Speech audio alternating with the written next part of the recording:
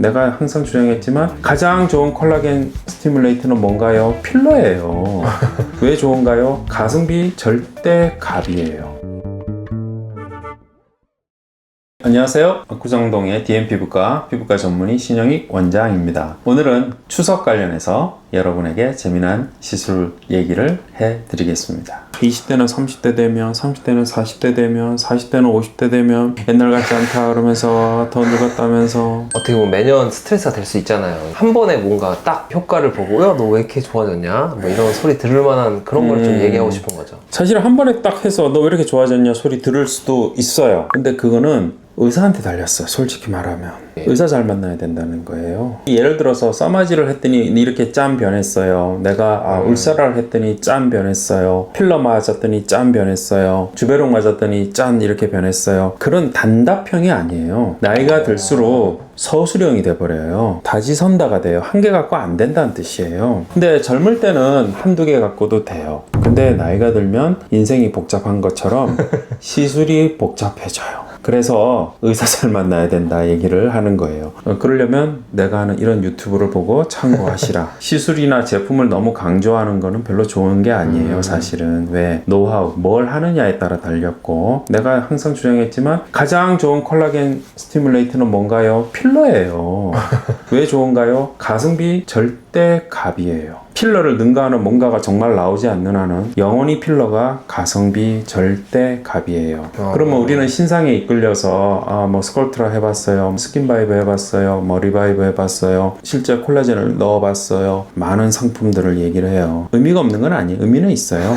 돈을 쓰는 의미는 있어요. 네. 그리고 그것들이 다 효과는 있어요. 그런데 마라톤의 경주에 비유했을 때 최종 단계에서 우승은 누구냐? 필러라는 거예요. 의사들끼리 하는 전문적인 개념일 수 있는데 어쨌든 우리가 지금 필러를 경시하는 이런 분위기가 만들어졌어요. 근데 그게 올바른 게 아니다라는 걸 의사의 관점으로 얘기를 해주는 거예요. 그러면 그 사람들이 그런 말 할 거야.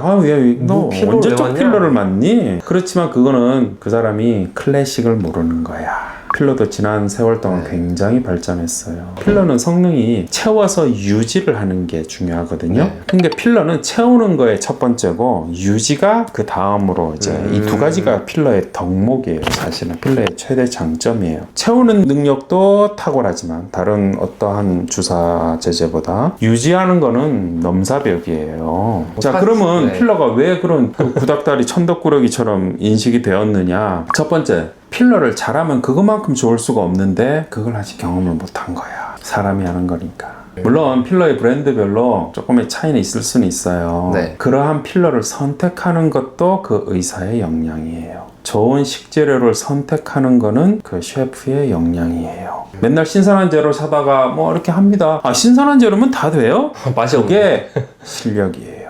거기서부터가. 물론 살이 너무 찐 분들은 또 다른 문제가 있어요. 아까도 말했지만 중년은 치료가 서사예요. 인스턴트 음식이 아니고 슬로우 푸드예요. 아니 제가 아까 또 실장님하고 잠깐 얘기하다가 필러를 거의 코에다가 해가지고 거의 코성형 그렇죠. 오해를 받는다. 저는 이해가 안 가는 거예요. 그 필러를 넣으면 이제 안경 쓰거나 누르면은 쭉 들어가는 거 아니냐. 궁금해요. 그 원리가 뭔지. 미용 성형은 기본적으로 디자인을 중요시하는 시술이긴 한데 특히 코는 디자인이 중요해요. 근데 완벽한 코를 가진 사람이 있을까 없을까요? 없지 않을까? 그렇죠. 우리는 없다고 당연히 생각하는데 간혹 가다 보면 정말 있어요. 멋진 코인데 자기 거래요 원래. 그런 사람이 있어요. 그렇지 못한 다수의 사람들은 코를 성형수술을 하거나 특히 연예인들, 아이돌 대부분 코 성형합니다. 우리나라. 그래서 반듯한 코를 가지죠. 근데 필러로도 그런 형태의 결과를 만들 수가 있어요. 모든 사람이 다 그런 건 아니지만 제법 많은 사람들이 코필러의 혜택을 봅니다. 그게 근데 유지가 좀 오래 되나요?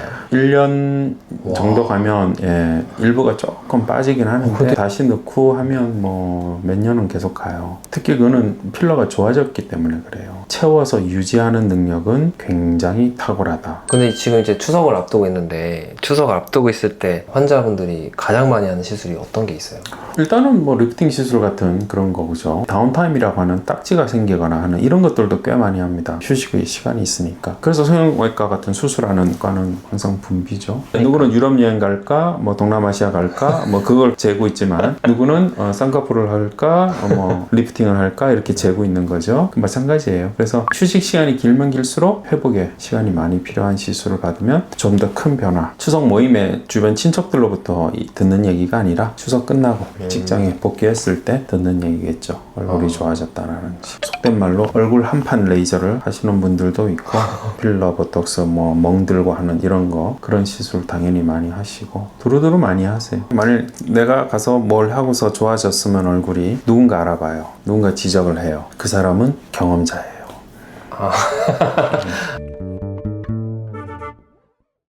추석이 이번 연도에는 조금 늦게 옵니다. 추석 전까지 사뭇 더울 것으로 예상이 됩니다만 건강 조심하시고 추석 긴 연휴 즐겁고 행복한 추석 되시기 바랍니다.